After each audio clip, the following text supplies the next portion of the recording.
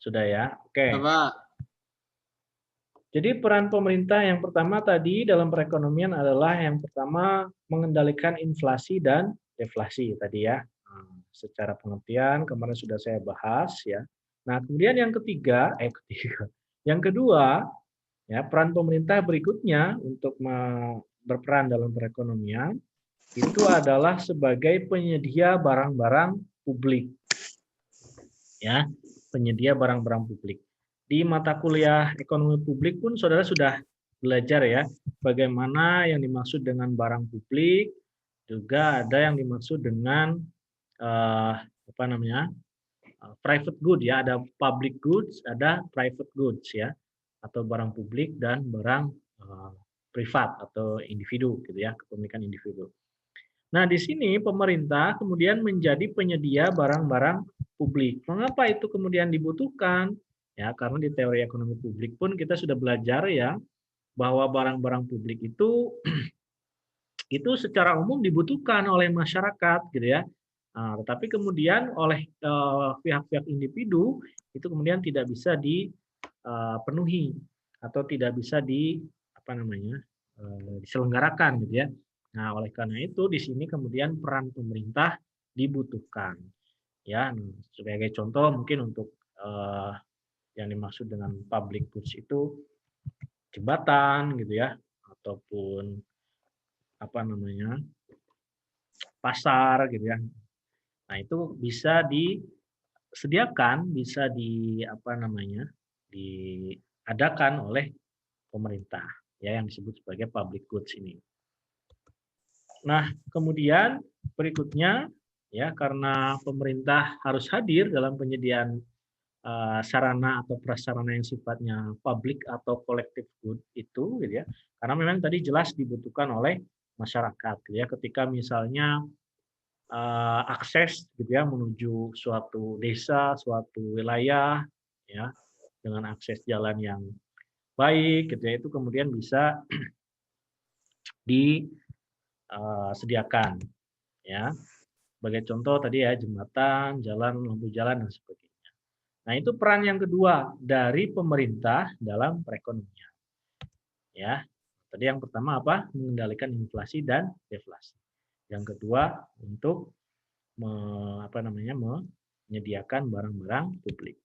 Kemudian yang ketiga, ya, pemerintah ikut campur tangan dalam perekonomian itu karena ada kondisi ketika pemerintah harus melakukan kebijakan pasar monopoli dan monopsoni. Ya, dulu kita sudah belajar ya di mikro ya. Pasar monopoli itu apa? Mas Hafiz, pasar monopoli itu apa ya? Kalau nggak salah pasar yang dikuasai oleh salah satu pihak, Pak. Oleh salah satu pihak. Iya. Pihak penjual apa pihak pembeli? Penjual. Oh, penjual. Produsen. Ya, jadi pasar monopoli itu dengan produsen tunggal, gitu ya. Nah, kalau monopsoni apa, Mbak Dia Susanti? Monopsoni itu apa ya? Masih ingat dulu? Hah? Gimana Mbak? Yang dikuasai banyak orang. Yang dikuasai banyak orang. Siapa aja tuh orangnya?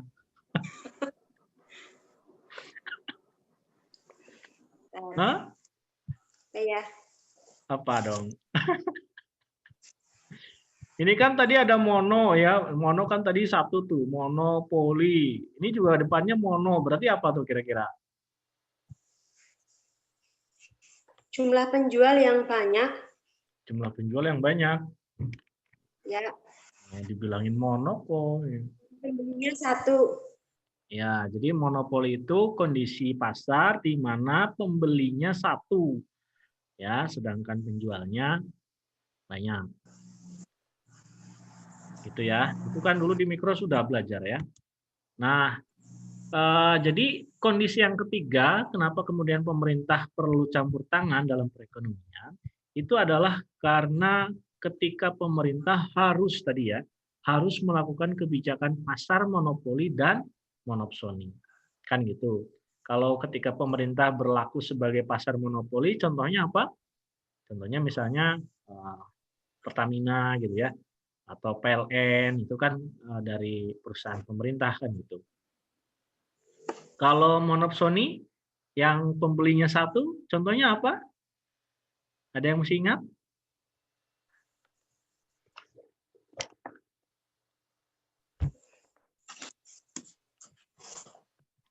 Garizal.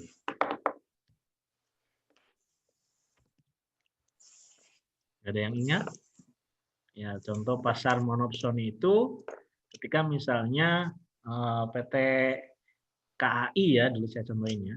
KAI, tapi KAI sebagai pembeli gitu ya. Maksudnya pembeli di sini pembeli apa namanya barang-barang untuk operasional KAI. Contoh gerbong kereta gitu ya. Dan keperluan-keperluan underdeal misalnya dan sebagainya gitu ya. Nah, itu kemudian kan dari sisi KAI sebagai pembeli, itu kan pembelinya tunggal gitu ya. Cuma KAI yang kemudian membeli gerbong kereta gitu ya. Cuma KAI yang kemudian membeli kursi-kursi gerbong kereta misalnya dan sebagainya. Nah, itu dilakukan oleh pemerintah ketika harus gitu ya melakukan kebijakan itu tadi, monopsoni dan monopoli. Ya, nah tujuannya apa ketika pemerintah harus berlaku sebagai monopoli dan monopsoni? Nah, di sini jelas ya pemerintah berkewajiban untuk menjaga kedaulatan negara dan kemakmuran masyarakat. Ya, oleh karena itu dengan upaya tadi monopoli monopsoni ya tidak lain tujuannya adalah untuk memakmurkan gitu ya masyarakat. Ya, nah ini lagi ramai apa namanya omnibus law gitu ya. Nah, itu lagi seru nih. Gimana nih? Ada yang mau berpendapat ya? Omnibus law itu gimana? Setuju apa enggak?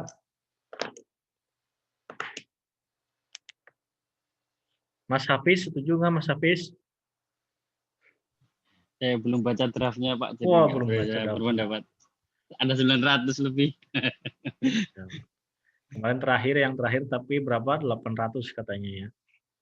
800 halaman yang terakhir. Ya memang seru lah ya kalau kita bicara itu. Polemiknya banyak ya pro kontranya. Ya, tapi yang jelas apa namanya? Upaya dari pemerintah itu tentunya harus mengarah pada apa namanya? memberikan kesempatan bagi masyarakat untuk bisa secara kesejahteraan bisa dirasakan oleh semua lapisan masyarakat. Oke, berikutnya ya beberapa komoditi barang perlu diatur menjadi barang yang pada perspektif pasar menjadi monopoli dan monopsoni. Ya, tadi sekilas sudah saya contohkan gitu ya. Bagaimana ketika BBM walaupun sekarang kan udah mengarah ke kebijakan yang lebih bebas ya BBM ya, tidak seperti dulu ya. Nah, monopsoni juga sama ya ketika tadi contoh misalnya PT KAI menjadi menjadi satu-satunya pembeli ya memang itu diperlukan gitu ya. Komoditas-komoditas itu kalau misalnya tadi contoh PT KAI kenapa hanya diberi hak tunggal untuk menyelenggarakan jasa transportasi kereta api ya karena itu menyangkut keselamatan banyak orang gitu ya publik. Oke, nah kemudian tujuannya jelas ya untuk melindungi konsumen atau masyarakat. Ya, dan di situ juga bisa jadi untuk melindungi sumber daya yang ada. Ya, contoh yang tadi ya minyak gitu ya. Nah, ini contohnya saya rasa cukup ya. Lalu kemudian berikutnya yang keempat, ya peran pemerintah. Tadi yang pertama menjaga inflasi deflasi, yang kedua untuk apa tadi? Yang kedua tuh apa tadi? Penyedia barang publik ya, penyedia barang publik. Yang ketiga harus melakukan monopoli dan monopsoni. Yang keempat adalah menjaga stabilitas produksi. Ya, nah dengan peran atau campur tangan dari pemerintah dalam kegiatan ekonomi, ya diharapkan pemerintah mampu menjaga stabilitas produksi.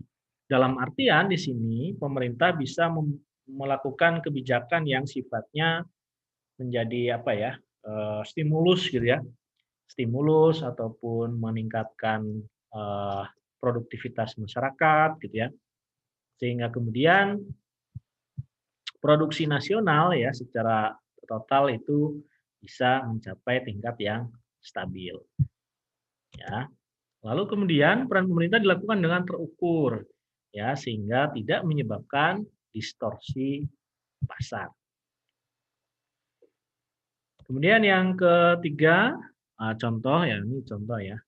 Contohnya ya penyediaan pupuk bisa ya. Nah, itu tujuannya tentu untuk menjaga stabilitas produksi nasional. Nah, kemudian yang kelima ya, yang kelima. Yang kelima, peran pemerintah dalam perekonomian itu adalah untuk pengambil alihan resiko ekonomi. Ya, pengambil alihan resiko ekonomi. Nah, resiko ekonomi yang berada di luar kejadian wajar kadang terjadi pada perekonomian. Ya, contoh pada saat seperti ini mungkin ya, ketika pandemi terjadi melanda gitu ya. Nah, di situ pemerintah tentu bukan mau nggak mau ya, memang itu kewajiban pemerintah gitu ya, melakukan berbagai kebijakan upaya ya untuk bisa menangani dampak-dampak yang terjadi karena terjadinya contoh seperti sekarang ya, apa namanya pandemi. Ya. Nah, di situ pemerintah kayak contoh gitu ya di awal tahun ini kan melakukan yang namanya refocusing gitu ya, refocusing anggaran atau realokasi anggaran gitu ya. Nah, yang tadinya untuk beberapa kegiatan yang sudah dianggarkan, tapi karena kondisinya seperti ini, itu kemudian diarahkan kepada anggaran yang lebih penting. Lalu kemudian pemerintah juga perlu hadir pada kondisi mendesak, ya, yang kemudian dapat menimbulkan gejolak atau efek negatif yang lebih besar. Ya, contoh dulu pernah terjadi kasus PLBI ya. Sekarang yang terbaru ada dana talangan itu ya, Jiwasraya ya. Nah, itu juga menarik itu kalau dibahas. Kemarin saya sudah bagi kelompoknya ya. Semua udah masuk ya kelompoknya ya. Maaf Pak, kemarin saya nggak ikut Pak. Ya. Sama Pak, saya juga nggak ikut Pak, izin. Ya, tapi kan sama sudah Pak, saya juga. Ya, kemarin sudah saya bagi ya. Coba dicek di Google Classroom ya.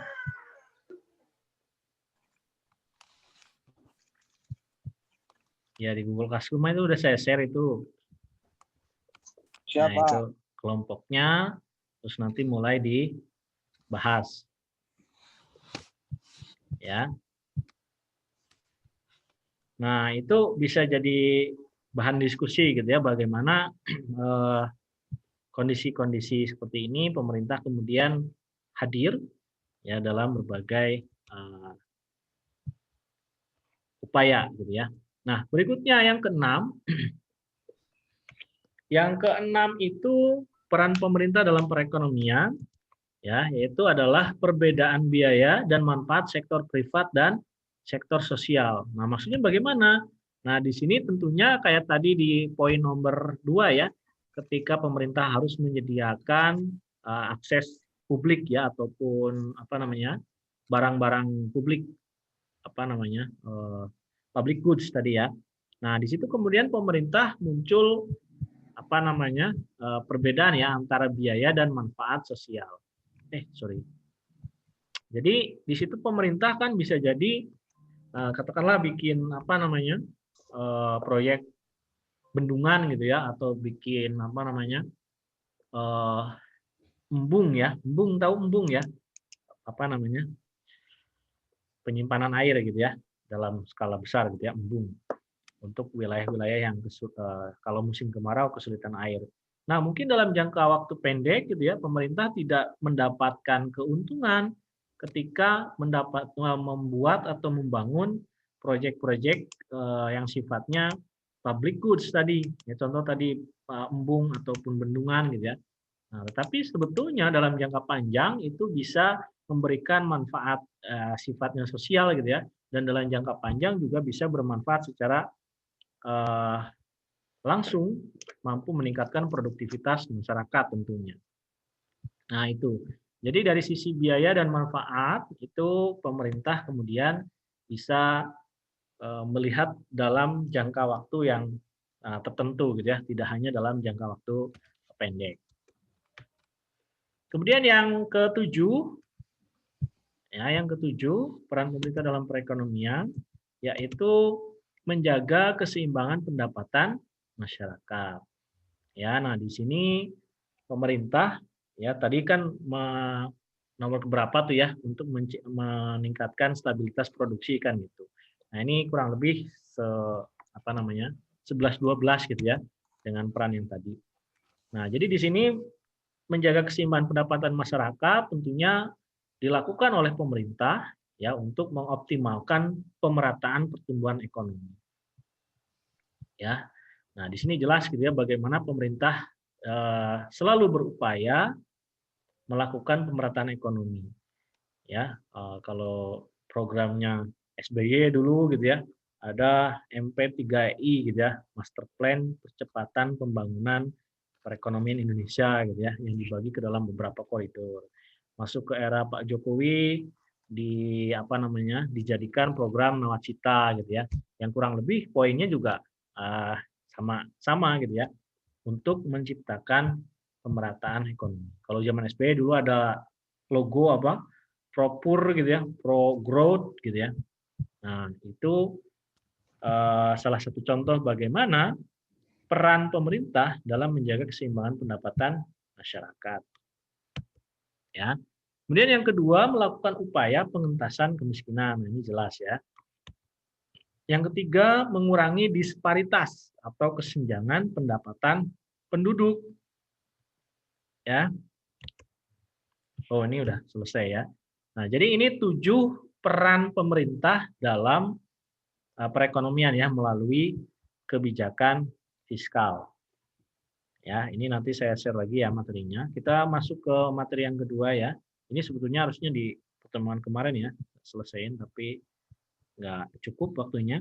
Kita langsung masuk ke yang kedua materinya. Sorry.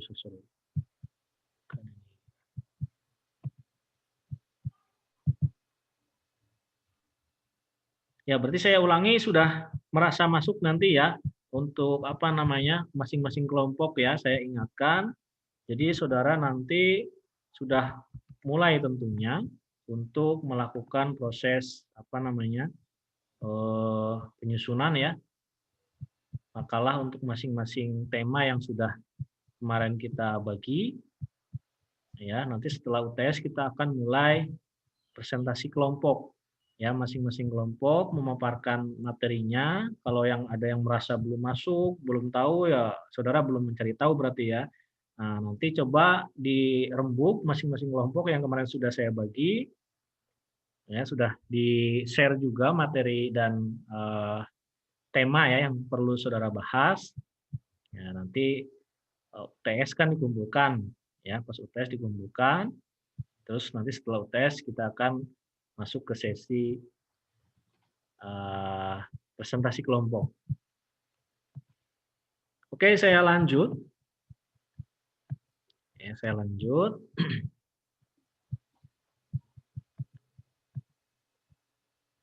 Sudah muncul di layar saudara? Sudah. Sudah ya. Oke, saya lanjut.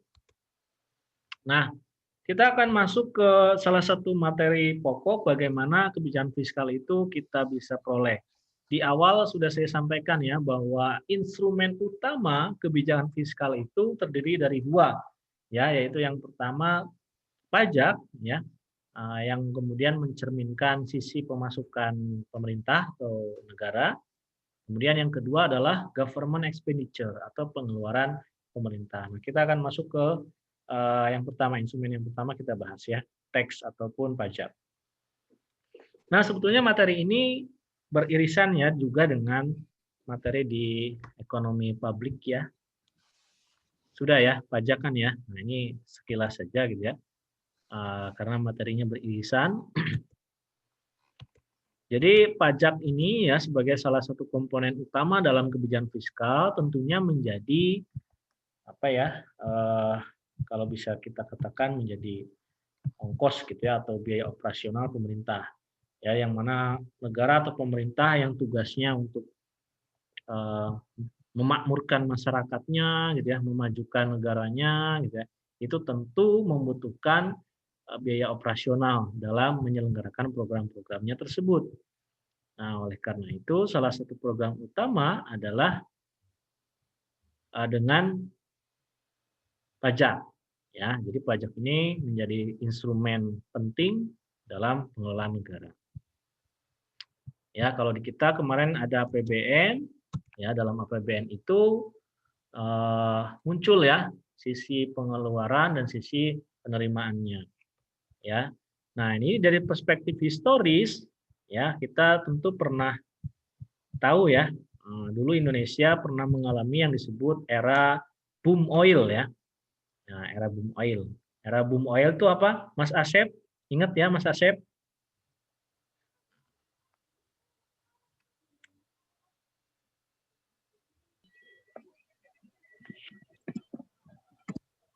Mas Asep? Iya, Pak. Ya. Dulu era boom oil, ingat ya Mas Asep ya? Iya, Pak.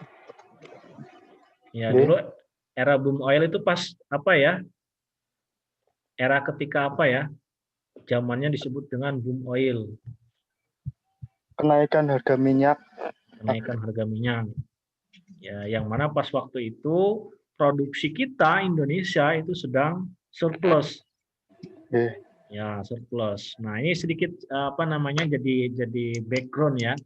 Nah, jadi pada waktu itu era boom oil kita surplus produksi minyak, harga minyak tinggi, ya. Kemudian dampaknya terhadap keuangan negara itu kita apa ya? Bahasa simpelnya turah-turah lah gitu ya, apa namanya? Pemasukannya. Nah, dampaknya yang seharusnya pemasukan utama pemerintah itu adalah dari sisi pajak itu kurang tergarap ya, kurang tergarap itu apa ya? Ya kurang diperhatikan gitu ya, kurang terperhatikan. Ya dampaknya kan ya mungkin stigma masyarakat bagi pajak itu kan mungkin belum begitu familiar gitu ya. Ya gampangnya kalau kita tanya masyarakat awam gitu ya, kalau ada yang survei dari orang pajak gitu ya, apa namanya, kalau ditanya omset gitu ya ataupun penjualan, kira-kira jawabnya itu ditinggi-tinggikan atau disedikit-sedikitkan,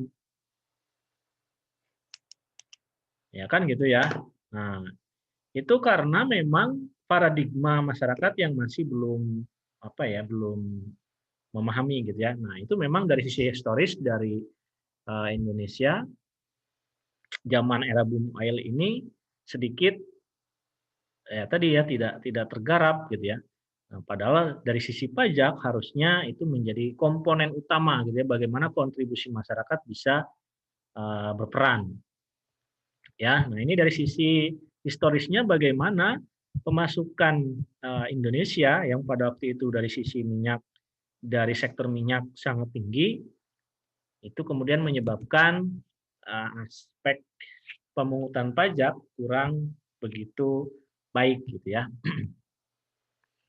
Nah, kemudian bahkan ada disebut emas hitam ya zaman dulu ya. Nah, kemudian setelah era 2000-an ke sini ya, lifting ataupun produksi minyak kita itu cenderung terus menurun. Ya, kan gitu ya. Di sini yang lahiran 80-an siapa ini? Ada enggak? Saya 88 nih. 80-an siapa? Budiah. Budiah berapa, Bu? 8? 85. 85. Oh iya. Kakak kelas saya ya. 3 tahun. Terus Mas Oto berapa Mas Oto? Pak Tarsinu 87 itu. 87. Saya 84, Pak. Pak Oto, Mas Oto 84. Ya kakak kelas Pak saya. Tarsinu 87 itu. Pak Tarsinu 87. Wah, seumuran Ya, saya 84. dong ya. Ini Pak Oto. Ya, nah kalau yang 80-an tahu ya era-era dulu ketika minyak tanah murah ya ngalamin ya, Budiah ya. Saya masih ingat ya dulu disuruh ibu beli minyak ke warung gitu ya bawa apa? Celikian kecil gitu ya.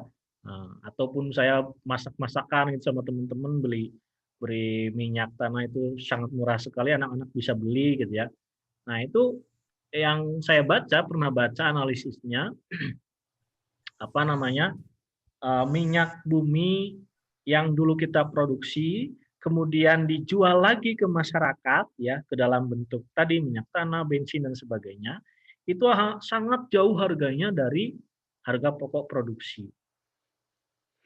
Ya, jadi kalau ini ibarat saja kita kan dulu minyak tanah gitu murah sekali gitu ya. Padahal harga aslinya, harga produksinya itu jauh lebih mahal gitu ya. Nah, itu yang kemudian disubsidikan oleh negara, oleh pemerintah. Nah, itu jadi apa namanya?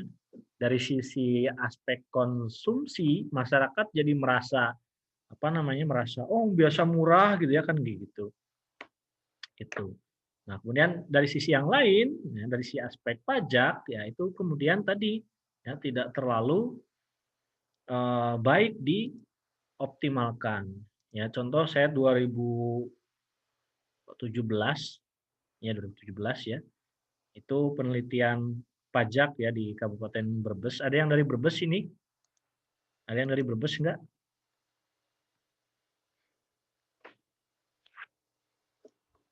Enggak ada. Nah, dulu di Brebes saya penelitian apa namanya? 8 jenis pajak ya. Nah, itu saya juga dapat apa namanya? Dapat informasi, dapat pemahaman ya memang optimalisasi apa namanya? Penyerapan pajak daerah itu banyak sekali ya tantangannya ya. Banyak tantangannya. Ya mulai dari tadi paradigma masyarakat yang masih belum sadar pajak gitu ya. Banyak yang masih enggan membayar kan gitu dan sebagainya. Nah, itu jadi salah satu contoh bagaimana memang ya kalau dari perspektif historis tadi ya tadi karena memang masyarakat cenderung apa namanya belum begitu memahami gitu ya. Ya ini tadi juga ada sisi atau dampak historisnya dari terjadinya era boom oil ya. Nah, era 2000-an minyak produksinya terus turun sedangkan konsumsinya meningkat apa menurun? Jelas meningkat. Ya, karena ya bisa ada juga saya pernah baca jurnal analisa gitu ya bahwa minyak yang dulu kita sangat murah gitu ya harganya, ya masyarakat jadi tidak terlalu aware gitu ya, tidak terlalu apa namanya peduli gitu ya. Wah, minyak murah iki kan gitu kan, bensin murah ini gitu ya. Akhirnya kan nerbangin merpati pakai apa namanya? Fiction gitu ya. Sering nemuin ya, potong rumput pakai GL Pro gitu ya. Nah, ini sih masalah. Maksudnya ya nggak masalah sih nggak masalah. Cuma lihat ininya apa namanya lihat melihat perspektif masyarakat ataupun paradigma masyarakat terhadap BBM. Ya contoh lah, misal Jepang yang tidak punya sumber daya alam minyak seperti kita gitu ya, mereka kan sangat menghargai gitu ya, jauh sedikit aja apa namanya tidak terlalu jauh ya jalan aja kan gitu.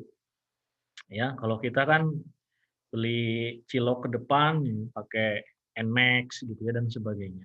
Nah itu jadi paradigma gitu, jadi paradigma yang kemudian membuat kita merasa oh murah iki kan gitu ya. Kalau barang murah kan kita cenderung apa? Cenderung menyepelekan gitu ya. Nah itu yang terjadi pada konsumsi minyak kita dulu ketika murah gitu ya, sadar tidak sadar gitu ya. Itu dari sisi analisa ada yang menyampaikan seperti itu. Nah, dampaknya ketika era 2000-an setelah ke sini gitu ya. Nah, era SBY mulai naik harganya kan gitu. Naik sedikit aja kan wah rame gitu ya. Ya seperti itu dampaknya, padahal harga pokok produksinya juga masih belum sampai gitu ya. Nah, itu dari sisi historis bagaimana pajak kita masih belum kontributif ya terhadap pemasukan negara. Nah, sebagai instrumen keuangan negara ya sebetulnya pajak tentu ya harus jadi salah satu komponen utama ya dari peran masyarakat dalam pembangunan. Nah, di sini dicontohkan ya bahwa pajak tadi ya memiliki peran penting ya dalam pembangunan ekonomi suatu negara. Lalu juga pada kondisi tertentu itu bisa optimal gitu ya dan mendukung pembangunan secara umum. Itu jelas ya. Pada posisi ini peran pajak sangatlah strategis dan menentukan dalam mencapai keberhasilan dan kesinambungan. Nah, ini baca saja lah ya. Nah, kita lihat salah satu tinjauan teoritis gitu ya. Bagaimana pajak itu kita bisa pahami. Ya, contoh ini dari Profesor Sumitro disampaikan bahwa pajak adalah iuran rakyat ya kepada kas negara berdasarkan undang-undang ya yang dapat dipaksakan, di mana rakyat membayar pajak tidak dapat menerima imbalan secara langsung ya, imbalan berupa upah pelayanan dari negara fisik maupun non fisik. Nah, itu secara definisi dari tinjauan pustaka dari pajak. Ya, sering kita dengar ya, ada pajak, ada retribusi ya. Nah, bedanya apa? Mbak Ratna Purnama mana Mbak Ratna Purnama?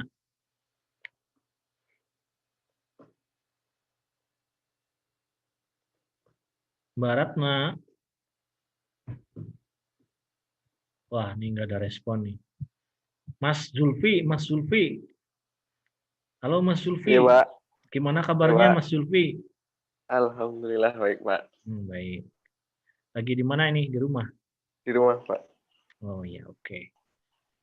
Mas Zulfi sering dengar ya, ada pajak, ada retribusi ya. Bedanya apa ya, Mas? Apa ya, Pak? Bentar, Pak.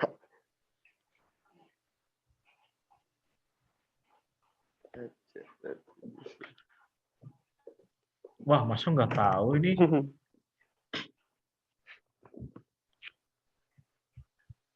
Ada yang mau jawab? Ya, Mbak Diah, silakan Bu Diah. Mencoba menjawab. Kalau pajak Kalau pajak itu kita tidak dapat imbalan apapun, tapi kalau retribusi misalnya kayak kita parkir itu kita menaruh barang gitu Pak. Apa ya ada itunya ada kayak semacam imbalan atau apa Pak? Imbalan. Jadi kalau pajak tadi tidak ada imbalan gitu. Kalau retribusi Ya, ada imbalan gitu. Yang secara langsung didapat. Oh, secara langsung didapat. Tapi kalau retribusi bisa langsung kita rasakan. Oh iya, oke. Ada yang mau nambahin tadi siapa? Yang laki-laki tadi siapa? Suaranya Mas Oto ya? Bukan? Iya, Pak. Ya gimana Mas Oto? Kalau pajak itu kita berkenaan dengan barang, contoh motor, mobil, tanah, bangunan dan lainnya. Sedangkan kalau retribusi itu berkenaan dengan jasa, biasanya seperti itu, Pak. Terima kasih. Oke, ya saling melengkapi tadi ya jawabannya Mbak Diah sama Mas Oto. Ya, jadi intinya pajak itu betul ya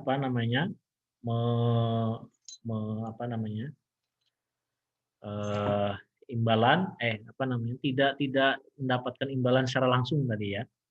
Tidak mendapat imbalan secara langsung. Dan sedangkan retribusi itu langsung. Ya tadi contoh retribusi parkir, retribusi apa namanya, apalagi ya, ya banyak lah ya, contoh retribusi pasar gitu ya, retribusi wisata gitu ya kan gitu. Nah itu perbedaan antara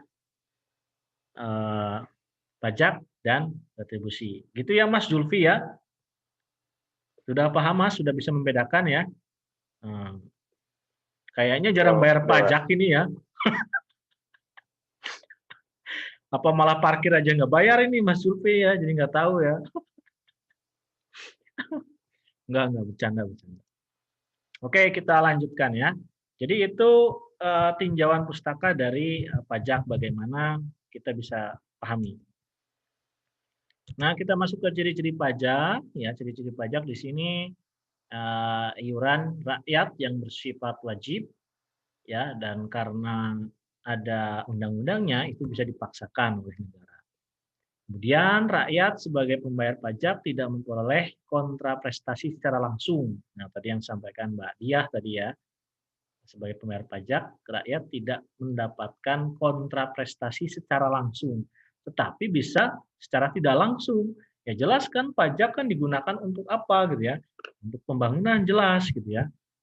Beda cerita lagi kalau pajak buat di koruptor gitu ya. Beda cerita lagi gitu ya. Makanya kita harus perjuangkan ya. Nah, itu dari sisi ciri-cirinya. Kemudian ciri-ciri yang ketiga, pajak digunakan untuk membiayai penyelenggaraan pemerintahan, jelas ya. Yang tujuannya tentu untuk kesejahteraan rakyat. Ya, pelaksanaan bersifat yuridis atau berdasarkan aspek hukum gitu ya. Nah, secara fungsi kita lihat fungsi pajak. Pertama ada yang disebut dengan fungsi budgeter ya atau fungsi penerimaan. Dengan pengertian ya bahwa pajak itu kemudian mendapatkan fungsi sebagai sumber dana untuk membiayai pengeluaran negara. Ya, fungsi ini menjelaskan bahwa penerimaan pajak dari rakyat dimasukkan dalam anggaran pendapatan dan belanja negara. Ya, nah jadi di sini kemarin kan masih ingat ya pada jenis-jenis kebijakan fiskal ya. Ada yang sifatnya apa namanya? Functional finance dan sebagainya ya. Nah, melalui APBN kalau di Indonesia ya pajak itu kan jelas jadi komponen utama dalam penerimaan negara kan gitu ya. Nah itu yang dimaksud dengan fungsi budgeter ya. Nah di situ pajak jadi alokasi utama ya pembiayaan negara. Kemudian yang kedua fungsi reguler ya atau mengatur. Nah seperti di pertemuan sebelumnya saya contohkan juga ya bagaimana pajak mampu mengatur ya. Kemarin saya contohkan apa? Pajak kendaraan ya. Kalau misalnya di suatu wilayah sudah terlalu banyak kendaraannya, dampak polusinya sudah tinggi, itu kemudian pajak kendaraannya dinaikkan atau ditingkatkan. Ya, jadi tujuannya bukan semata-mata mendapatkan penghasilan dari pajak bagi pemerintah ya, tetapi untuk menekan laju pertumbuhan kendaraan tadi. Atau bisa juga misalnya pajak apa namanya? Galian ya, kan di pajak daerah kan ada pajak galian ya, galian C kalau nggak salah ya. Nah, misalnya pajaknya itu dioptimalkan, ditinggikan gitu ya. Tujuannya apa? Supaya masyarakat tidak banyak melakukan penggalian karena pajaknya tinggi gitu ya. Nah, di situ kan tujuannya untuk melestarikan alam kan gitu. Ya, nah itu yang dimaksud dari fungsi mengatur atau fungsi reguler. Lalu kemudian ada beberapa asas dalam pemungutan pajak ya. Nah, pertama asas falsafah hukum jelas ya di situ dasar pemungutannya ada undang-undangnya gitu ya. Jadi hukum jadi fondasi bagaimana pelaksanaan pemungutan pajak dilakukan. Kemudian asas yuridis di sini juga sama ya kurang lebih dengan falsafah hukum.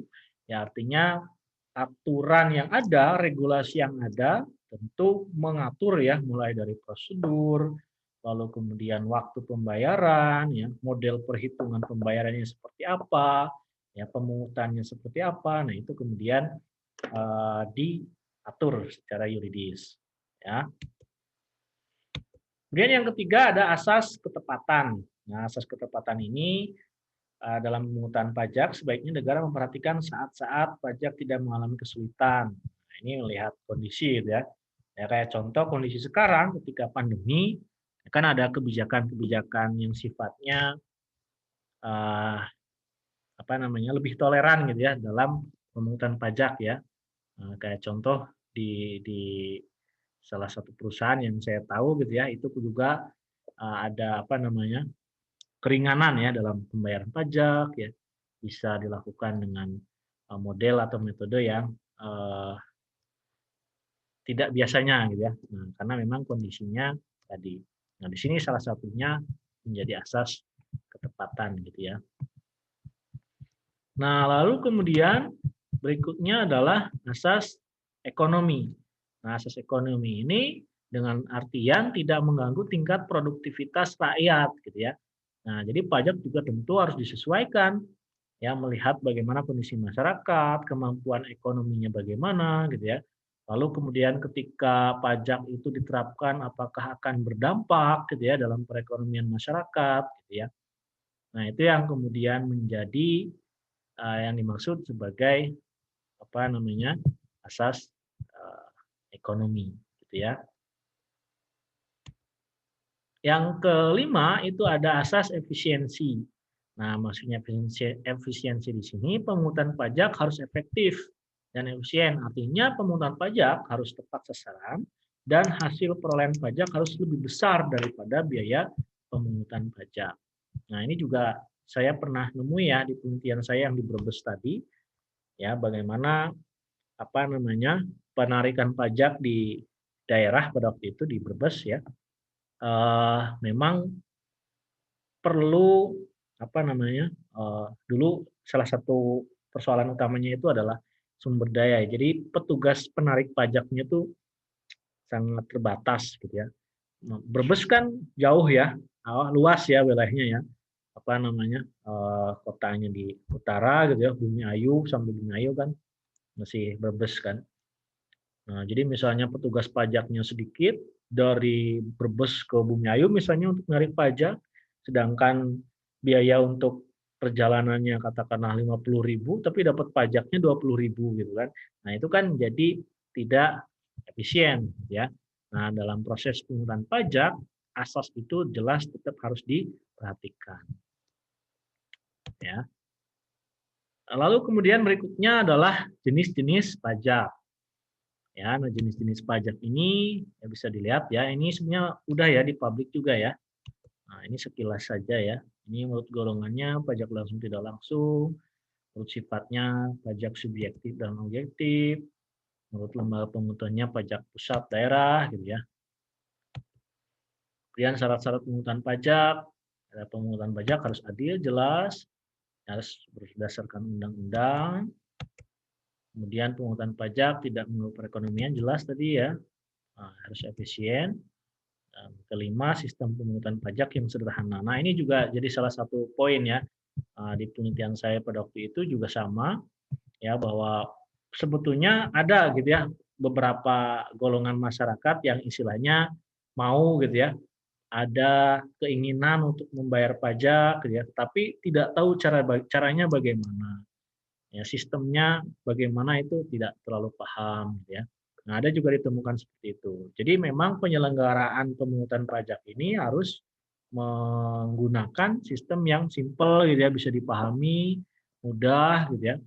Sosialisasi kepada masyarakat juga baik sehingga kemudian pemungutan pajak berjalan dengan efektif dan masyarakat bisa berkontribusi dengan baik ya dalam proses pemungutan pajak.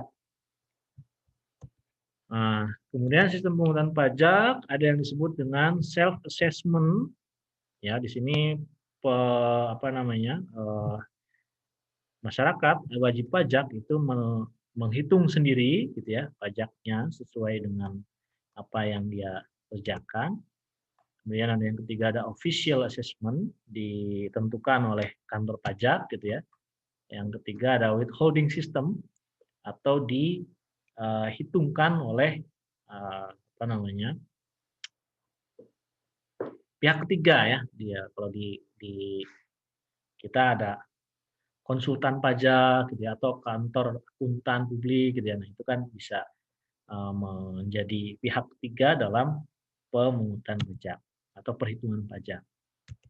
Peran pajak dalam PBN ya kurang lebih sama tadi ya seperti yang di depan ya. Ada fungsi stabilisasi, fungsi alokasi, dan fungsi distribusi. Fungsi stabilisasi jelas di sini pajak bisa dilakukan menjadi penyeimbang gitu ya, penyeimbang. Bagaimana pajak bisa dilakukan atau diselenggarakan ya untuk memelihara ya kegiatan atau perekonomian masyarakat.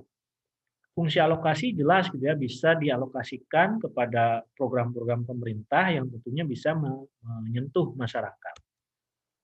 Yang ketiga fungsi distribusi. Nah, di sini juga bisa dilakukan ya pajak ditarik dari satu golongan yang berkemampuan lebih kemudian disalurkan ke masyarakat dengan program-program masyarakat, program bantuan gitu ya ataupun subsidi bagi masyarakat yang memiliki kekurangan akses terhadap perekonomian.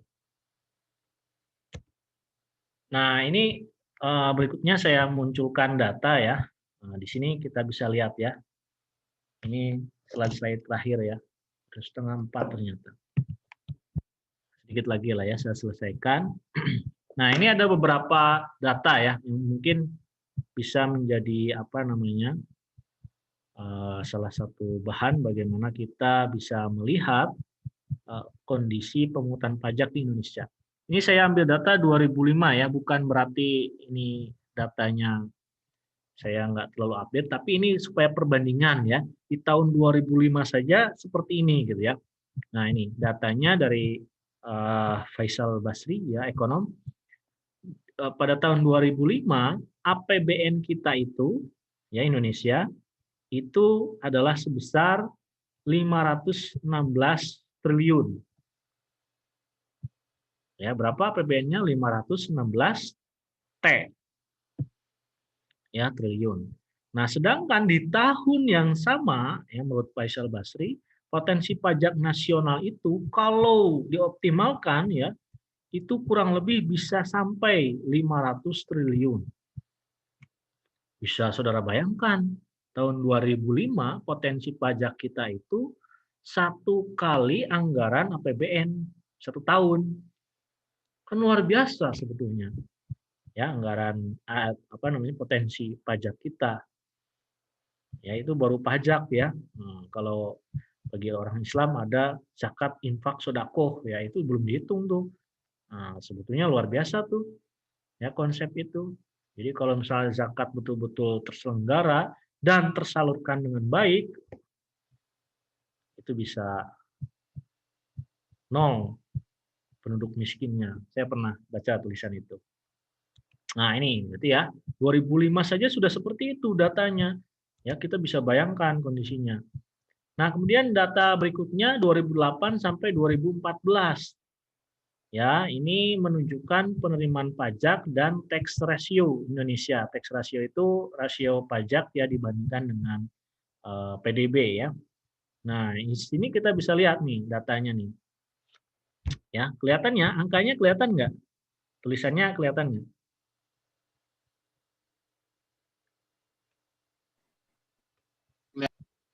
Kelihatannya.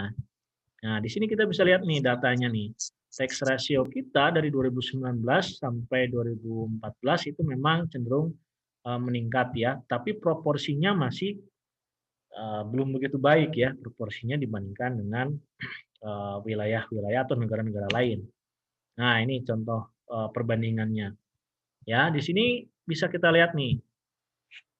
Ya, ada data yang mengkomparasikan atau membandingkan rasio pajak ya di Indonesia di rata-rata negara pendapatan rendah, ya ini mungkin agak kecil ya tulisannya ya, tapi nanti saya bisa bacakan ya. Jadi yang atas ini adalah rasio pajak di negara-negara dengan rata-rata pendapatan rendah atau miskin. Ya, yang ini yang ketiga itu posisinya adalah rasio pajak negara-negara pendapatan menengah bawah. Nah, ini yang keempat posisi rata-rata rasio pajak di negara pendapatan menengah atas. Ya, dan ini yang paling bawah adalah rasio pajak rata-rata negara pendapatan tinggi. Nah, ini kita bisa lihat nih data IMF 2012 ya. Nah, kita bisa lihat nih, Indonesia nih, rata-rata pajaknya itu adalah rasio pajaknya ya 12,7 ya. Tadi dari data sebelumnya ya kan sama muncul. Ini rata-rata rasio pajak di negara miskin 14,3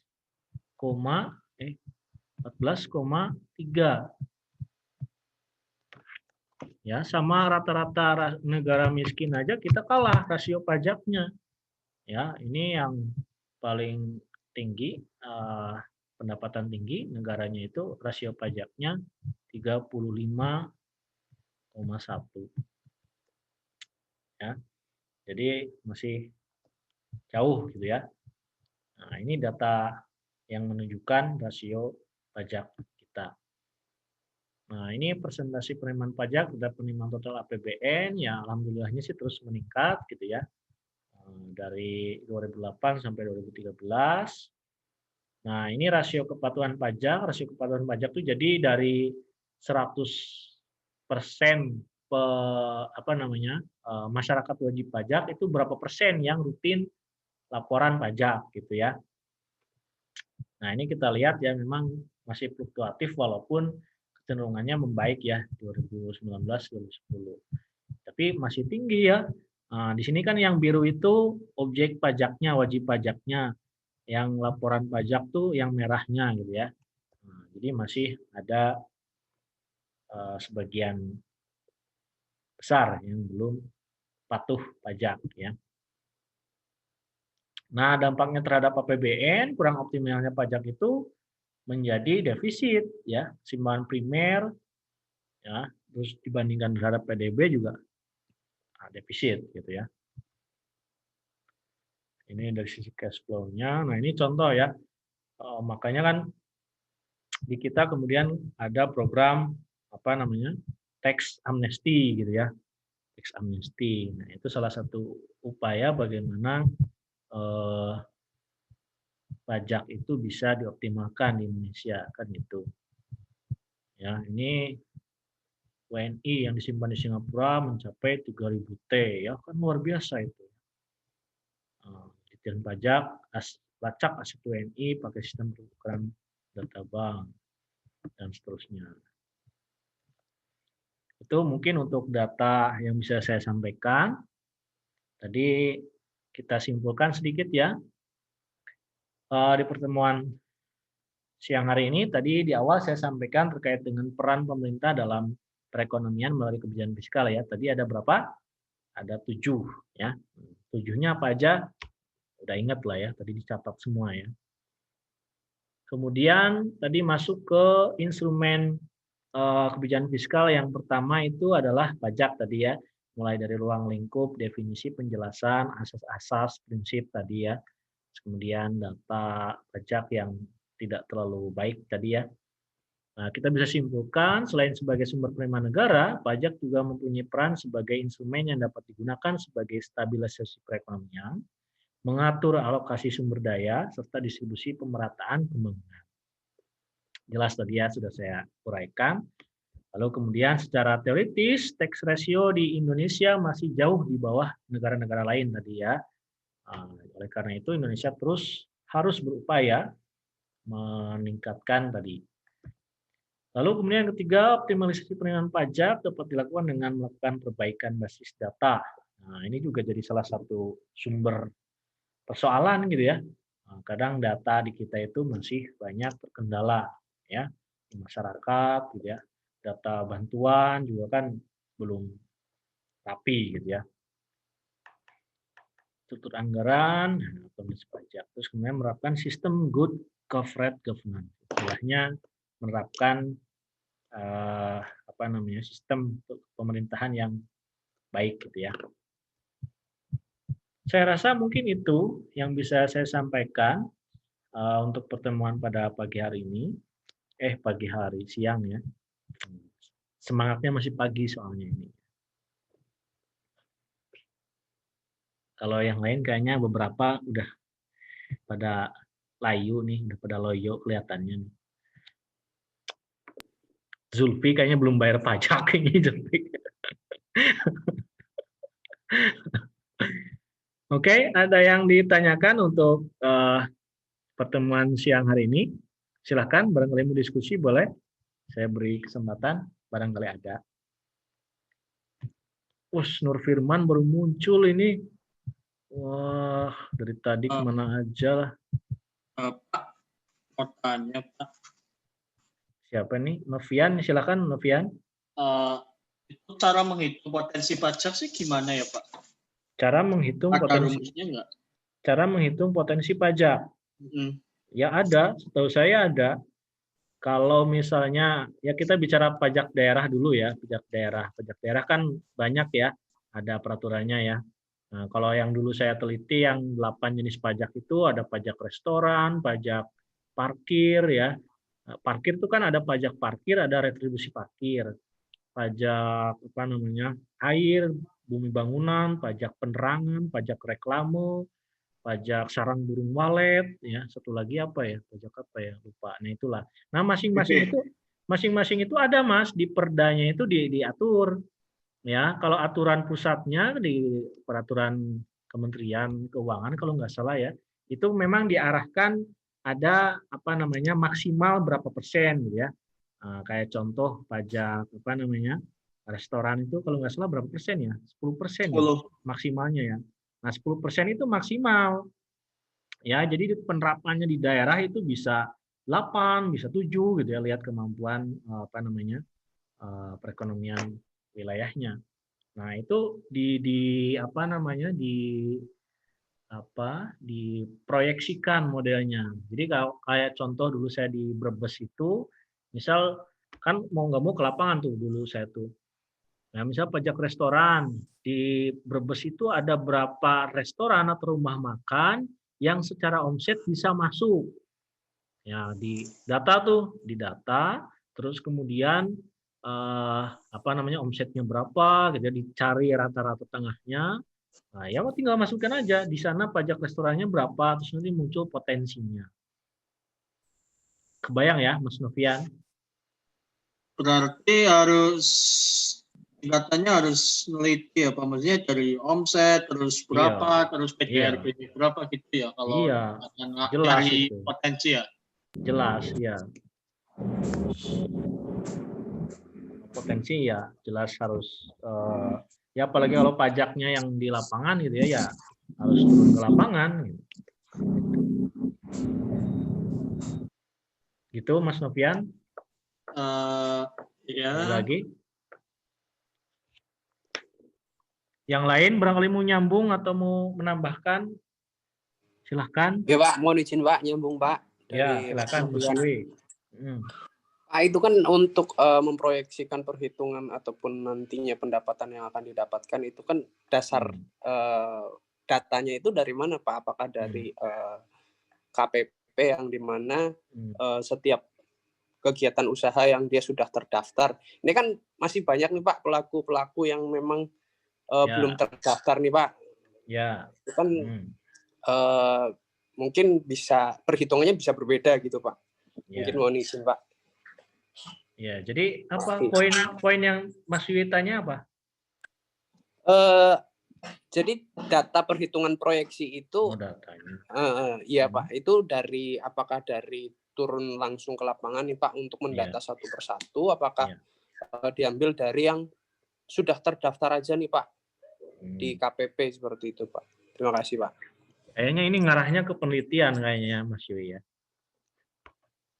Ya, kalau untuk data, ya data kayak tadi ya, yang ditanyakan pelaku usaha yang sudah pajak atau belum. Ya, kalau bicaranya potensi tadi ya, nyambung dengan Novian tadi ya, ya memang lihat jenis pajaknya apa dulu ya, jenis pajaknya apa dulu.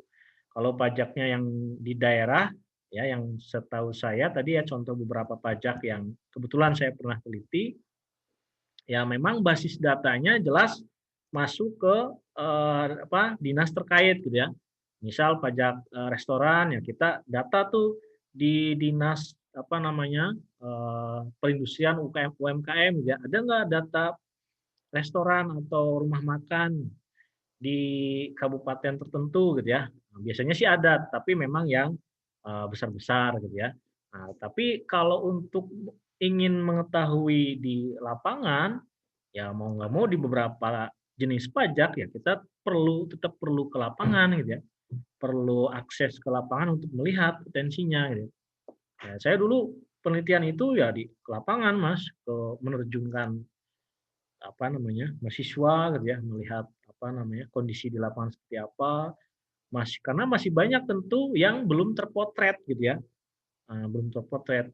Saya dulu juga kaget ya, salah satu lihat apa namanya hasilnya itu ketika saya mulai menganalisa, terus kemudian disampaikan ya ke dinas pendapatan gitu ya.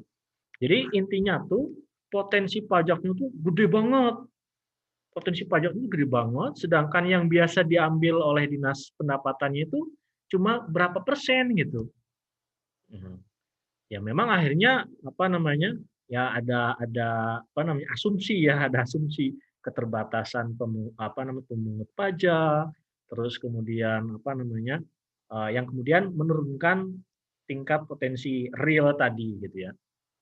Gitu. Kalau data yang tadi Mas Yui tanya ya bisa yang kita ambil dari data sekunder ya bisa. Ya tinggal kita ya kembali ke jenis pajaknya apa Mas? Jenis pajaknya apa? Iya Pak, tadi kan lebih ke ini ya Pak, kumulatif untuk penerimaan pendapatan tadi dibahas kan daerah ya Pak ya? Ya, PAD. Iya Pak. Berarti kan itu mencakup keseluruhan pajak ya Pak? Iya, pajak yang dikelola daerah gitu. Ya kecuali kalau kita mau fokus, kalau bicara penelitian gitu ya, fokus ke salah satu jenis pajak misalnya, bisa. Gitu. Siap Pak. Terima kasih Pak. Sama-sama. Yang lain ada lagi yang mau nyambung?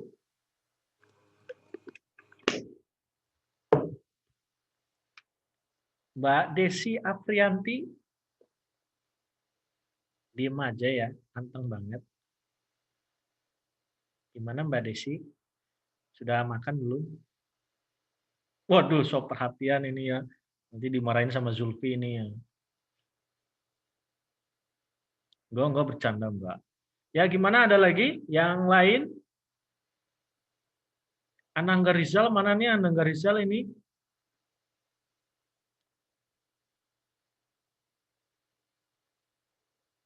Wah, nggak respon ini. Nanti di-share kan Pak materinya buat belajar. Yang materi pertemuan yang di awal kan kayaknya kemarin belum masuk juga ya Pak, yang di file yang kemarin. Yang apa sih? Yang pembagian. Yang tadi loh, yang pertama itu yang ada 7 kali. Oh ya, itu kan belum karena baru saya jelasin kan. Oh iya. Maksudnya berarti nanti ada 2 file yang akan dibagikan ya Pak? Iya dong. Oke, siap. Tenang. Terima kasih. Iya. Yang penting dibaca. Di Google Classroom aja yang kemarin kayaknya nggak dibaca itu. Baca Pak. Dibaca yang baca. Sebagian besar nggak baca kayaknya. Semoga sih baca semua. Oke, ada lagi? Kalau nggak ada cukup ya. Ini sholat asar dulu ya, sampai jam 4. Oke, kalau tidak ada, kita bisa cukupkan untuk pertemuan pada sore hari ini. Terima kasih atas perhatiannya. Selamat melanjutkan perkuliahan. Masih ada ya? Bisa ya? Masih ada kuliah ya? Masih. Semangat. Oke, demikian saya tutup untuk pertemuan kuliah kali ini. Sampai ketemu di pertemuan berikutnya. Semoga sukses UTS-nya. Sehat-sehat selalu. Ya. Jangan lupa. Kisi-kisi Pak. Lah, kisi-kisi baik kamu mah. Udah di-share juga materinya. Rewel nih si Nopian nih. Tapi kan bukti nyimak Pak. Iya. Oke. Sip. Nanti kita kasih nilai B ya. Kan nih. Nilainya apes. Oh, tuh kata Mas Otto apes. Oke, udah ya. Siap. Nggak selesai-selesai. Lagi apa namanya? Kata-kata terakhir kok dipotong baik. Maaf. Ya oke begitu ya. Terima kasih. Saya tutup. Billahi taufiq walhidayah. Assalamualaikum warahmatullahi wabarakatuh. Waalaikumsalam warahmatullahi wabarakatuh. Oke. Makasih, Pak. Sampai ketemu. Sami-sami. Waalaikumsalam warahmatullahi wabarakatuh. Kita Pak, tutup makasih, ya. Pak. Sami-sami. Waalaikumsalam warahmatullahi wabarakatuh. Ya, saya tutup ya.